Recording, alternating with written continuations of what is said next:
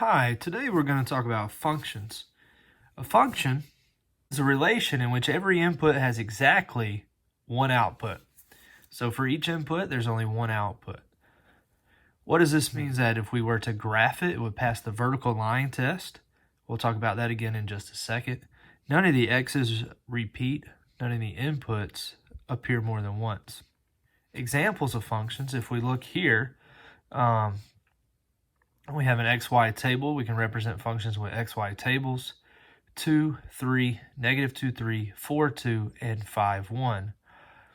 For each input, there's exactly one output. Yes, the y values here are the same for 2 and -2, but none of the x's repeat. So 2, 3, -2, 3 is okay for a function. What would not be okay would be 2, 3, and maybe down here we would have 2, 1.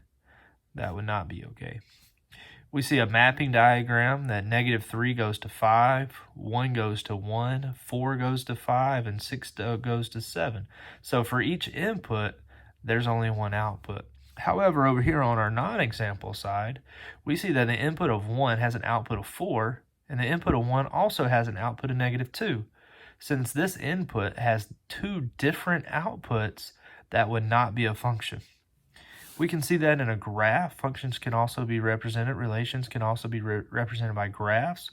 And we see here that this input 2 has an output of 1, and this input of 2 has an output of 2. And since the same input has two different outputs, that is not a function. One way we can represent functions is using function notation. Function notation is a way of representing functions algebraically. Function notation makes it easier to recognize the input and output variables in each equation, the independent and dependent variables. The function f of x is read as f of x and indicates that x is the independent variable, or the input value. Consider the equation c equals 8s plus 15, where the independent variable s represents the number of shirts ordered. We can use function notation to represent that f of s is equal to 8s plus 15. The process of calculating the value of a function is called evaluating a function. For example, the cost of ordering 4 shirts can be calculated by evaluating the function at s equals 4. This would be written as f of 4 and read as f of 4. So to evaluate, we would substitute 4 in for s, so we get f of 4 is equal to 8 times 4 plus 15. 8 times 4 is 32. 32 plus 15 is 47. So the cost of 4 shirts would be $47. The function f of s equals 8s plus 15 represents the cost of ordering s shirts. What are the domain and range of the function? The domain in this case would be the number of shirts, and the range would be the cost to produce those shirts. Using the equation f of s equals 8s plus 15, we want to evaluate the function at each value and explain what that means in terms of the problem. F of 7, we're going to substitute the 7 in for the s. 8 times 7 plus 15. We would evaluate that. 8 times 7 is 56. 56 plus 15 is 71. Explain what that means. That means it would cost $71 to produce 7 shirts. F of 100 would be 8 times 100 plus 15, which is equal to 800 plus 15, which is 815. What does that mean in context of the problem? That means it would cost $815 to produce 100 shirts. F of 11, we're going to plug in 11 for s, and we're going to evaluate. 8 times 11 is 88. 88 plus 15 is 103. To produce 11 shirts, it would cost $103. F of 0, we plug 0 in for the independent variable, s. 8 times 0 is 8. 0 plus 15 is 15. This means it would cost about $15 to produce 0 shirts. F of 2.5, it'd be really hard to produce 2.5 shirts, so that doesn't really have meaning here, but we can still evaluate that. 8 times 2.5 would be 20. 20 plus 15 would be 45. So if we were to produce 2.5 shirts, it would cost $45. says calculate the value of x that makes each equation true. Explain what each means in terms of the problem. F of x equals 55. So this time we're going to plug in 55 here and solve for s. So 55 is equal to 8s plus 15. We can subtract 15 from both sides. 55 minus 15 is 40 equals 8s. We can divide by 8, and s equals 5. So that means if we want to know how much, if we spent $55, how many shirts could we make? We could make 5 shirts. F of x equals 175. Again, we're going to set f of s equal to 175. So 175 equals equal to 8s plus 15. We subtract 15 from both sides. 175 minus 15 is 160 is equal to 8s. We divide by 8. 160 divided by 8 looks like 20. So it would, so if we were to spend $175, we could produce 20 shirts. The cost to produce 20 shirts. F of x equals 151. So 151 is equal to 8s plus 15. We subtract 15 from both sides. 151 minus 15 is 36 is equal to 8s. We divide by 8 on both sides. 136 divided by 8 .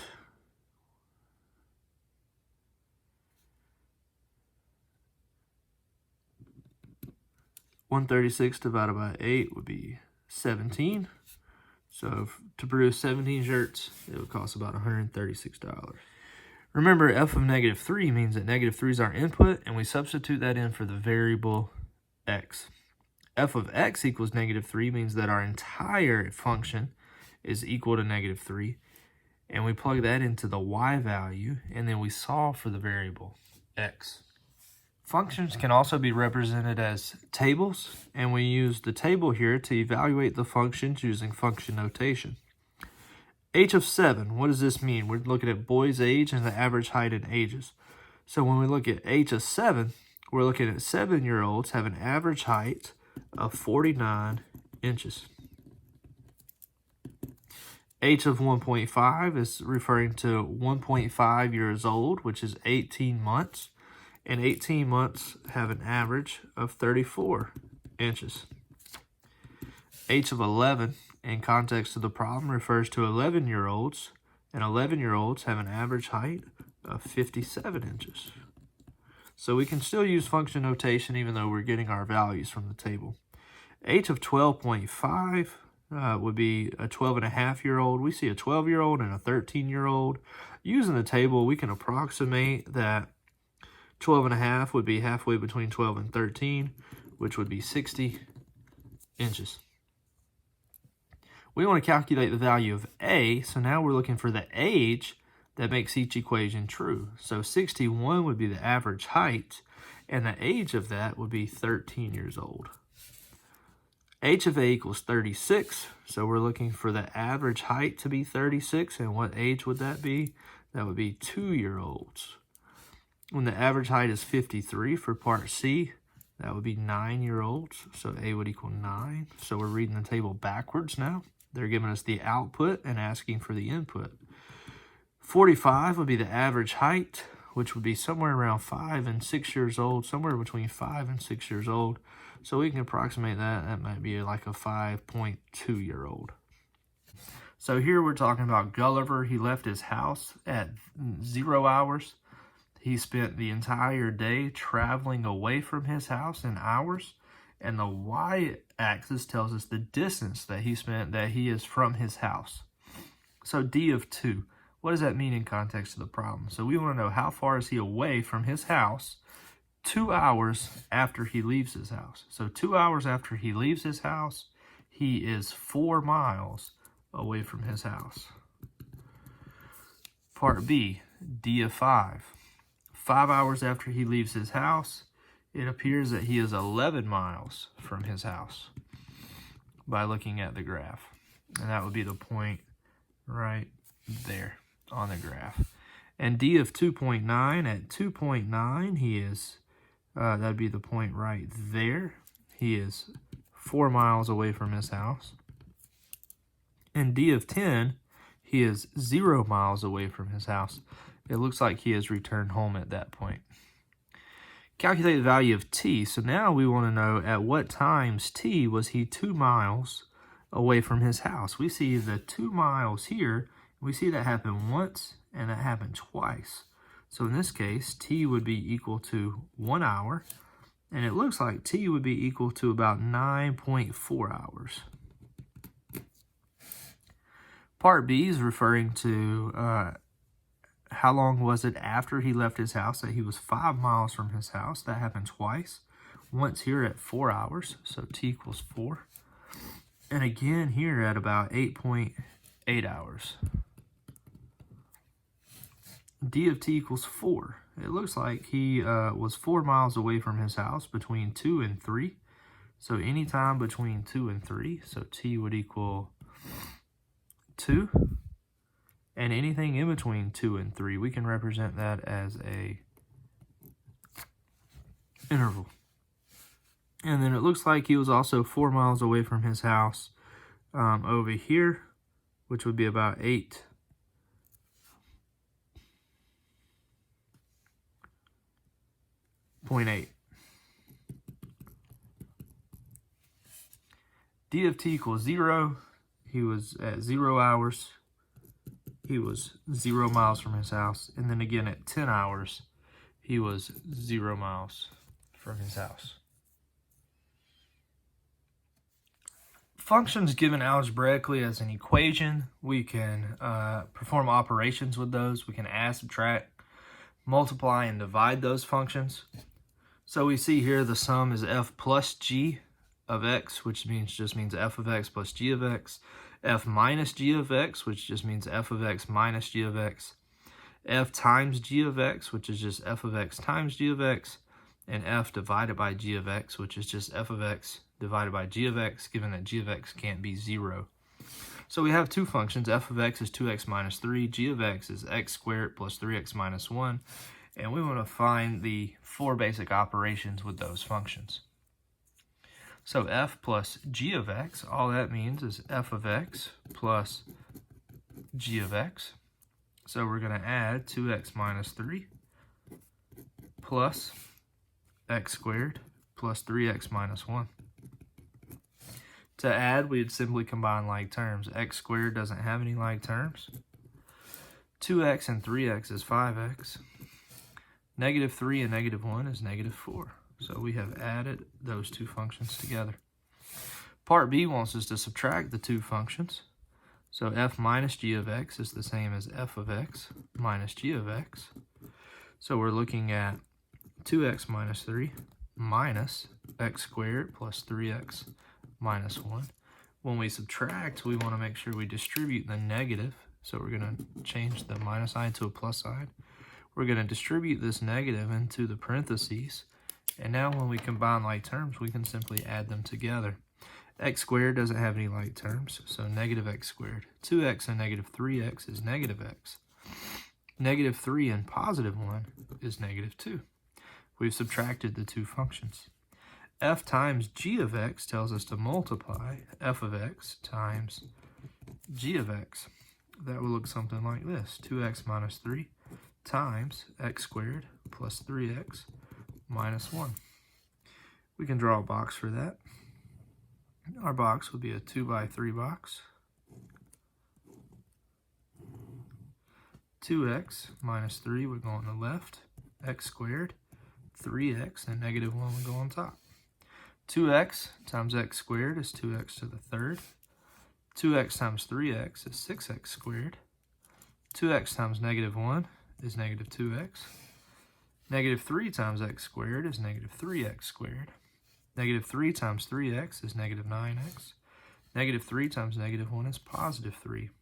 We would combine our like terms, which should be on the diagonals here. So our product would be 2x to the third. 6x squared and negative 3x squared is 3x squared. Negative 2x and negative 9x is negative 11x. plus 3. F over g of x is the same as f of x over g of x. F of x is 2x minus 3. G of x is x squared plus 3x minus 1. And we don't have to try to do long division or anything with that. We're done. All we have to do is write it out. So what if there's a number instead of an x in our notation? So f plus g of 2. What does that really mean? That just means f of 2 plus g of 2. So we can plug in 2 for x and f. We can plug in 2 for x and g, and then add those two numbers together. So when we plug in 2 here, we get 2 squared plus 4 times 2 minus 1 plus g of 2 would be 2 plus 4. 2 squared is 4. 4 times 2 is 8. 4 plus 8 is 12. 12 minus 1 is 11. Plus 2 plus 4 is 6. And 11 plus 6 is 17. When we subtract, same idea, f of negative 3 minus g of negative 3. We would plug in negative 3 for x into the f function. We would plug in negative 3 for g, and then we would subtract those values. So we get negative 3 squared plus 4 times negative 3 minus 1. All we did was substitute negative 3 in for the x, minus negative 3 plus 4. Notice we use parentheses there. That way we subtract the entire value, not just part of it. Negative 3 squared is 9. 4 times negative 3 is negative 12. 9 plus negative 12 is negative 3. Negative 3 minus 1 is negative 4. Minus negative 3 plus 4 is 1. And negative 4 minus 1 is negative 5. F times g of negative 2 is the same as f of negative 2 times g of negative 2. F of negative 2, we're going to plug negative 2 in for the x. We get negative 2 squared plus 4 times negative 2 minus 1 times g of negative 2 would be negative 2 plus 4.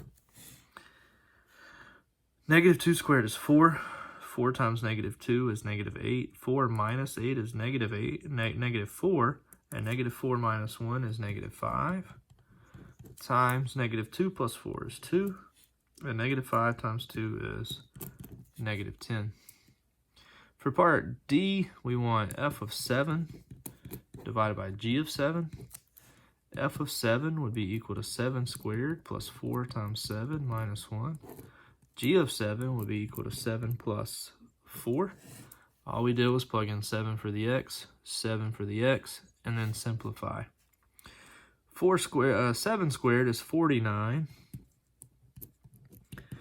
Plus 4 times 7 is 28, minus 1. 4 plus 7 is 11.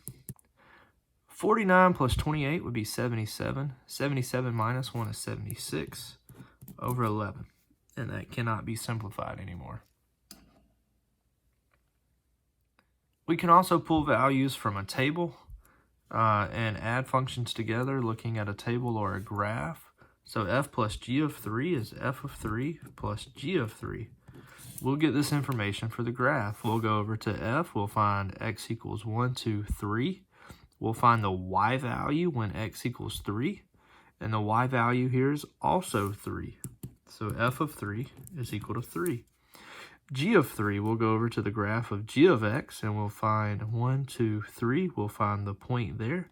And the y value of that point is 1. So g of 3 would be equal to 1. And 3 plus 1 is 4.